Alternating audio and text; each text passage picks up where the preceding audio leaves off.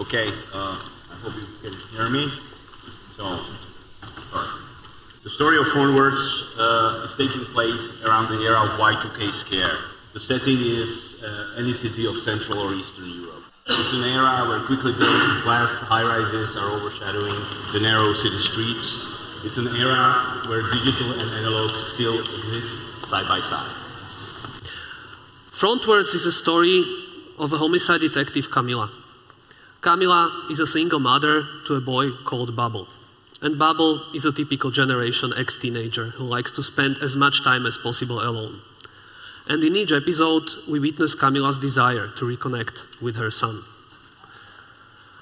Around the same time, Kamila's father, William, starts to have memory problems, which turns out to be a serious case of Alzheimer's disease. Together with Kamila, we see his memories of their time together slowly fading away. And this is something that no family is prepared for. But Kamila's world turns upside down even more when a strange man starts reappearing as the victim of the murder cases she's investigating. It's early in the morning. Kamila enters a cold and damp crime scene. They walk her to a corpse in a sealed vacuum storage bag. With the air sucked out of the bag, the suffocated person inside looks like a human-sized piece of supermarket meat. Nobody recognizes him except Kamila. Kamila knows that his name will be Richard. She knows that once she will solve his murder, another body of Richard will be found elsewhere in the sprawling streets of the city.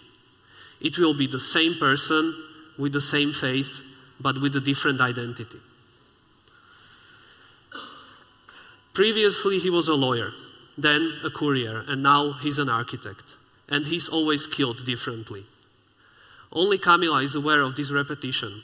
The rest of the homicide squad act like the previous cases never happened.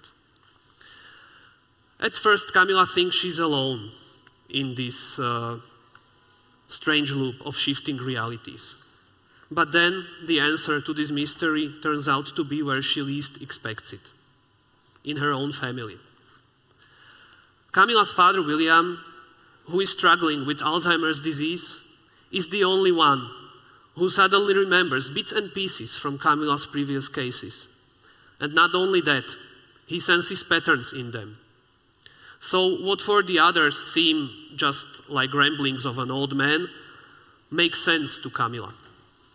By piecing these patterns together, case by case and episode by episode, Kamila finds out that through his reappearance, Richard is trying to deliver her a message. In the middle of her journey to find out what this message might be and why this is happening to her, Kamila accepts that this complex case of the season might be taking place inside her own mind, as she is also suffering from the hereditary Alzheimer's disease. But this realization is not the answer. It's just the obstacle. Kamila's antagonist is her own faulty mind. She must navigate herself through the chaotic reality her brain is unconsciously generating. She must accept that Richard is the adult version of her son, Bubble. Every death of Richard was his failed attempt to make his aging mother recognize him so that they can share one last moment together before she slips into oblivion. Okay, and this is possibly the end of season 1. Frontwards is a 6-part miniseries which serves on 2 basic levels. Firstly, and most importantly, it's a weekly procedural drama with convoluted plot and cool twists for a broader audience. Secondly, it really might serve as a binge-worthy project for the streaming platform. Right now, we got the fully fleshed out Bible.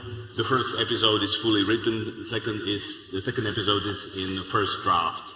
What we are looking for, because of the setting of any city, is broadcasters and co-producers from the region.